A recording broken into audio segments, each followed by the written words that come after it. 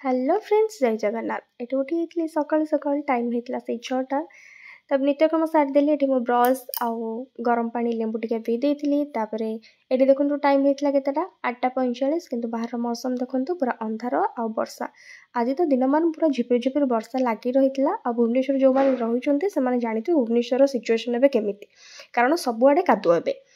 ता सहित भाभी जेहेतु ऑफिस जावाक पड़ो तो से लंच रेडी करी किंतु आसिक पहुँचीगले पतिदेव कहले छाड़ आज सबू रोसे मु करदेवी रोसे तो करदे बाकी रोसे घर अवस्था टी देखु केमती छिंछत्र होती सब फेर सफा कली लगे जमी डबल कम होगला रेडी बाहर गलु ऑफिस ऑफिस रेडी पहुँची कम कलु